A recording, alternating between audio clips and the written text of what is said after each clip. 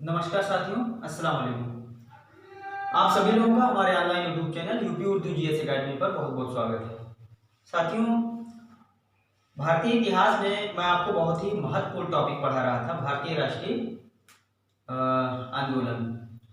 तो भारतीय राष्ट्रीय आंदोलन का जो भी क्रम है वो चल रहा था गांधी युग के बाद से। वो एक अलग विषय है, उसको मैं पढ़ाऊंगा ही पढ़ाऊंगा। इसके अलावा मैं आपको 1857 की क्रांति मैंने आपको शुरू की थी, और 1857 की क्रांति आपके आधुनिक भारत में है। और 1857 की क्रांति के बाद भारत जो है सामाजिक धार्मिक सुधार आंदोलन, सामाजिक धार्मिक सुधार आंदोलन के क्रम में हमने आपको राजा राम मोहन राय के जीवन और उनके चरित्र और उनके कार्यों पर हमने चर्चा की थी।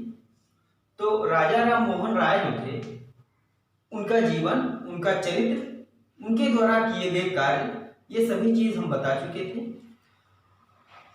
सामाजिक धार्मिक सुधार आंदोलन के क्रम में राजा राम मोहन राय को भारतीय जागरण का, जन जागरण का पिता कहा जाता है, ये सब हमने आपको बताया था। उसके बाद में हम आपको सामाजिक धार्मिक सुधार आंदोलन के क्रम में जो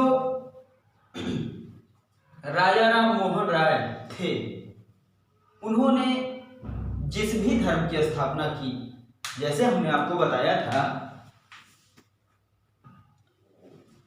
कि राजा राम मोहन राय ने ब्रह्म समाज की स्थापना की। अब ब्रह्म समाज की स्थापना के बाद से राजा राम मोहन राय के, सुनते रहिए, बहुत ही इंपॉर्टेंट टॉपिक है और जहां पर आप जरूरी समझें, नोट भी करिए।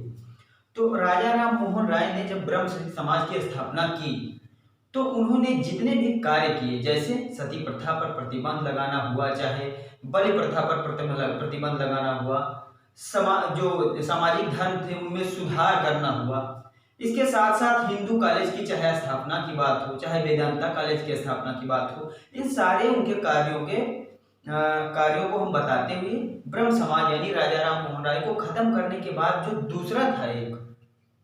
दूसरा एक समाज की स्थापना हुई, जो ब्रह्म समाज था, उस समाज के बाद में जो एक दूसरे संस्था की स्थापना हुई। दूसरे संस्था की स्थापना कौन सी हुई? प्रार्थना समाज। अब जब प्रार्थना समाज की स्थापना हुई, तब ये स्थापना किसने की, क्यों की, और उन्होंने, जिसने भी की, उन्होंने प्रार्थना समाज के महत्व पर क्या प्रकाश डाला, सुनते रहिए। तो हम आपको ये बता रहे थे कि प्रार्थना समाज, इसके पहले ब्रह्म समाज, राजा राम मोहन राय, हमने बता दिया। केशव चंद्र सेन से प्रभावित होकर महादेव गोविंद रानाडे एवं आत्माराम पांडुरंग किससे प्रभावित हुए थे? केशव चंद्र सेन से प्रभावित हुए थे। और जब हम आपको राजा राम मोहन राय पढ़ा रहे थे, उस समय ब्रह्म समाज की स्थापना में, उसके चलते आखिर में हमने केशव चंद्र सेन के बारे में आपको बताया था। तो केशव चंद्र सेन से प्रभावित होकर महादेव गोविंद रानाडे, और दो व्यक्ति थे, महादेव गोविंद रानाडे और आत्माराम पांडुरंग, इन दोनों ने मिलकर 1867 ईस्वी में, कब? 1867 ईस्वी में प्रार्थना समाज की स्थापना की। अब पूछ लिया जाता है कि प्रार्थना समाज की स्थापना कब की गई, वनडे एग्जाम में पूछ लिया जाता है, तो 1867 ईस्वी को। किसने की प्रार्थना समाज की स्थापना, किसने की? तो आप क्या कहेंगे? महादेव गोविंद रानाडे, और उनके साथ में थे आत्माराम पांडुरंग। ये तो इन दोनों व्यक्तियों ने प्रार्थना समाज की स्थापना की, और किससे प्रभावित होकर की? केशव चंद्र सेन से प्रभावित होकर की। आगे है कि जो महादेव गोविंद रानाडे हैं, ये पश्चिम भारत के जन जागरण के पिता माने जाते थे, सांस्कृतिक जन जागरण के पिता माने जाते थे। वो लिखा हुआ है, देखिए, रानाडे को पश्चिम भारत में सांस्कृतिक पुनर्जागरण का अग्रदूत माना जाता था। वहीं पर अगर हम जो है राजा राम मोहन राय की बात करें, तो वो पुनर्जागरण के पिता माने जाते थे, और ये पश्चिम भारत के सांस्कृतिक पुनर्जागरण के अग्रदूत माने जाते थे। कौन? महादेव गोविंद रानाडे। इन्हें जो है महाराष्ट्र का सुकरात भी कहा जाता है। क्वेश्चन में पूछ लिया जाता है कि महाराष्ट्र का सुकरात किसे कहा जाता है, तो आप क्या कहेंगे? आपने अगर पढ़ा है तो आप जानेंगे, टिक लगा लेंगे। महाराष्ट्र का सुकरात किसको कहते हैं? महादेव गोविंद रानाडे को। महादेव गोविंद रानाडे और आत्माराम पांडुरंग, इन दोनों ने मिलकर के प्रार्थना समाज की स्थापना मुंबई में की थी। तो कब की थी? 1867 ईस्वी में। अब ये प्रार्थना समाज बहुत ही शॉर्ट में आपको बताएंगे, जो परीक्षा में पूछा जाता है, जहां से परीक्षा में पूछा जाता है मैं वहीं से आपको बता रहा हूँ। अब प्रार्थना समाज जब खत्म हो गया, प्रार्थना समाज आप पढ़ चुके, उसके बाद बात आती है वेद समाज की। वेद समाज एक छोटी सी संस्था थी जिसकी स्थापना जिसकी स्थापना केशव चंद्र सेन की मद्रास यात्रा से प्रभावित होकर के, केशव चंद्र सेन, देखिए केशव चंद्र सेन का नाम यहाँ भी है और केशव चंद्र सेन का नाम यहाँ भी है, तो इन दोनों को आप आसानी से याद कर सकते हैं, प्रार्थना समाज और वेद समाज। प्रार्थना समाज में भी केशव चंद्र सेन से प्रभावित होकर महादेव गोविंद रानाडे और आत्माराम पांडुरंग ने प्रार्थना समाज की स्थापना की। यहाँ भी केशव चंद्र सेन की मद्रास यात्रा से प्रभावित होकर के श्री धरलू नायडू ने स्थापना, तो श्री धरलू नायडू ने की, लेकिन ये भी प्रभावित हुए थे किससे? केशव चंद्र सेन से। इसलिए केशव चंद्र सेन जो नाम है वो एक महत्वपूर्ण नाम हो जाता है, क्योंकि इन्हीं किससे प्रभावित होकर के दो समाज की स्थापना हुई, एक प्रार्थना समाज की और एक वेद समाज की। तो वेद समाज की स्थापना श्री धरलू नायडू ने मद्रास में वेद समाज की स्थापना की। कहाँ की? मद्रास में। इसलिए की क्योंकि केशव चंद्र सेन ने मद्रास की यात्रा की थी और इन्हीं के नेतृत्व से, इन्हीं के व्यक्तित्व से प्रभावित होकर के श्री धरलू नायडू ने वेद समाज की स्थापना कर डाली मद्रास में। तो इस नाम को याद रखिएगा, श्री धरलू नायडू और केशव चंद्र सेन तो बहुत ही महत्वपूर्ण नाम है। इन्हीं की वजह से प्रभावित होकर के प्रार्थना समाज की स्थापना हुई थी। दो व्यक्तियों ने की थी, महादेव गोविंद रानाडे और आत्माराम पांडुरंग, और इन्हीं के व्यक्तित्व से प्रभावित होकर, इन्हीं की यात्रा से प्रभावित होकर के श्री धरलू नायडू ने वेद समाज की स्थापना कर डाली मद्रास में। तो ये हो गया। अगला आप अगर पढ़ेंगे आर्य समाज, आर्य समाज, तो आर्य समाज के बारे में जानते हैं। सबसे पहले तो आप ये जान लीजिए कि आर्य समाज की स्थापना हुई कब थी। तो आर्य समाज की स्थापना 10 अप्रैल 1875 ईस्वी में, 10 अप्रैल 1875 ईस्वी में कहां पर हुई थी? अभी तो ये डेट हो गया कि इस डेट में आर्य समाज की स्थापना हुई थी, लेकिन कहां हुई थी ये भी देखिए। माणिकचंद की वाटिका में, माणिकचंद की वाटिका में स्वामी दयानंद सरस्वती ने, स्वामी दयानंद सरस्वती ने 1877 ईस्वी में मुख्यालय लाहौर में बनाया। स्थापना 10 अप्रैल 1875 ईस्वी में हुई और इसका मुख्यालय लाहौर कब बना? 1877 ईस्वी में, यानी कि स्थापना के 2 वर्ष बाद, स्थापना के 2 वर्ष बाद मुख्यालय इसका लाहौर में बनाया गया। और स्थापना की किसने थी? स्वामी दयानंद सरस्वती। आपने सुना होगा कि आनंद चंद ऋषि दयानंद, मतलब ये स्वामी जो है दयानंद सरस्वती की ही बात हो रही है। आनंद चंद ऋषि दयानंद की गाथा गाते हैं, हम कथा सुनाते हैं। इनका मूलचंद नाम था, इनका स्वामी दयानंद सरस्वती का प्रारंभिक नाम यानी कि वास्तविक नाम मूलचंद था। और इन्होंने 10 अप्रैल 1875 को माणिकचंद की वाटिका में, माणिकचंद की वाटिका में स्वामी दयानंद सरस्वती ने आर्य समाज की स्थापना की। और 1877 में, 75 में, 10 अप्रैल 1875 में तो जो उन्होंने स्थापना कर दी आर्य समाज की, लेकिन इन्होंने लाहौर बनाया केंद्र, यानी मुख्यालय लाहौर बनाया 1877 ईस्वी में।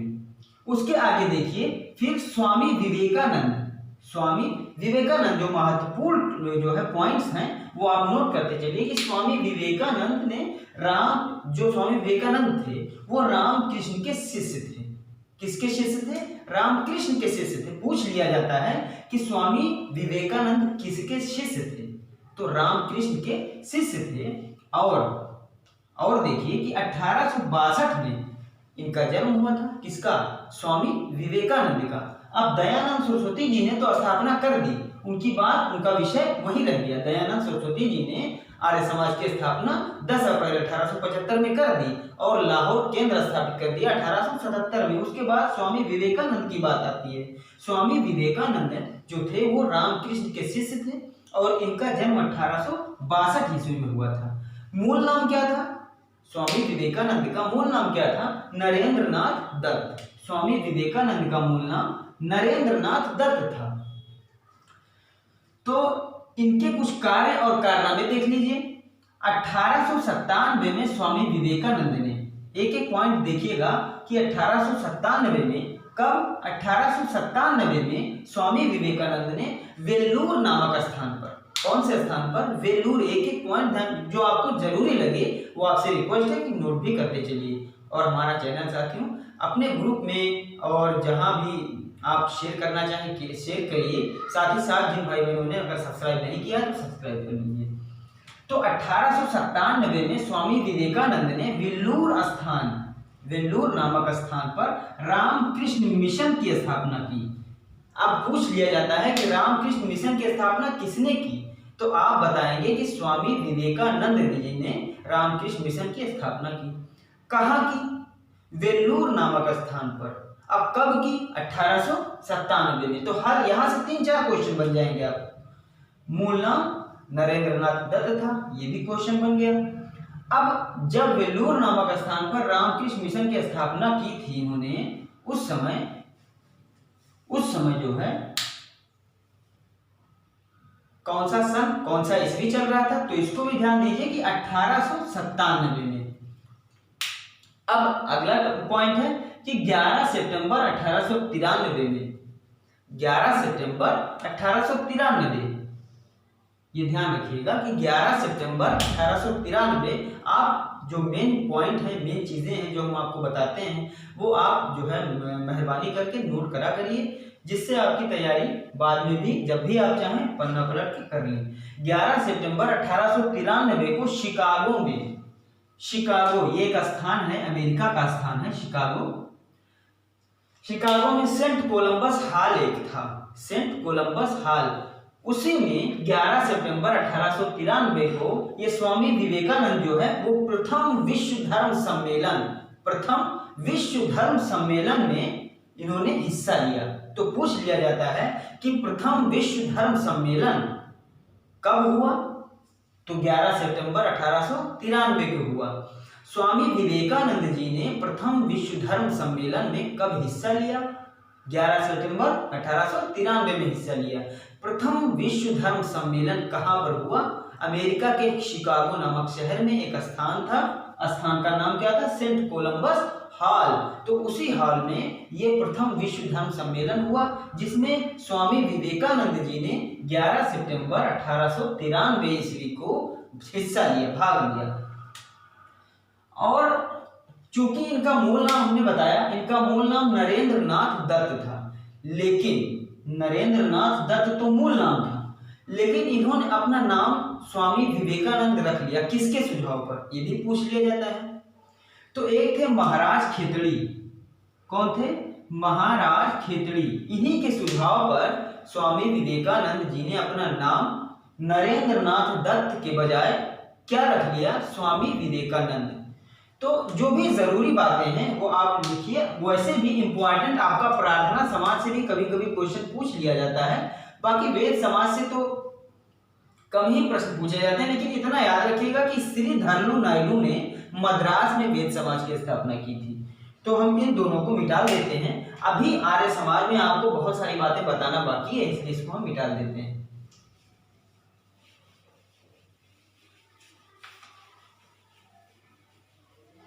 तो हमने कहा कि स्वामी विवेकानंद का जो मूल नाम था वो नरेंद्रनाथ दत्त था, लेकिन ये स्वामी विवेकानंद के नाम से मशहूर हुए। अच्छा, स्वामी विवेकानंद के नाम से ये जाना जाने लगे, लेकिन किसके सुझाव पर, किसके कहने पर, किसके राय, किसके मशवरे पर इन्होंने अपना नाम नरेंद्रनाथ दत्त से बदलकर स्वामी विवेकानंद रख लिया? तो ये चीज पूछी जाती है। तो यहाँ याद रखिएगा कि एक महाराज खेतड़ी थे, ऑप्शन में देगा तो तुरंत टिक करिएगा। महाराज जो खेतड़ी थे उनके सुझाव पर इन्होंने अपना नाम नरेंद्रनाथ दत्त से बदल करके स्वामी विवेकानंद रख लिया, स्वामी विवेकानंद रख लिया।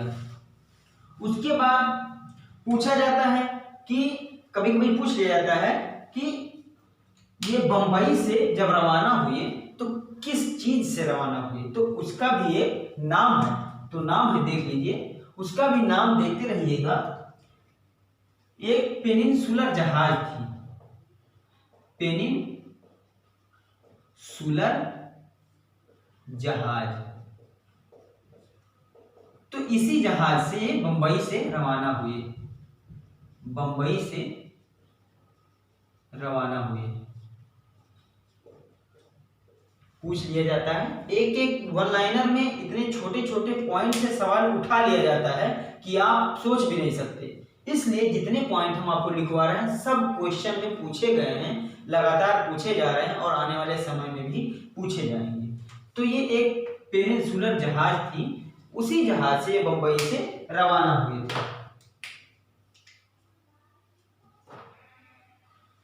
एक महिला थी मिसेज हॉल, महिला थी मिसेज हॉल, इनका नाम भी याद रखिएगा, मिसेज हॉल। तो ये जो महिला थी मिसेज हॉल, इन्हीं के प्रयासों से ये कहां पहुंचे थे? इन्हीं के प्रयासों से ये प्रथम विश्व धर्म सम्मेलन में हिस्सा ले पाए थे।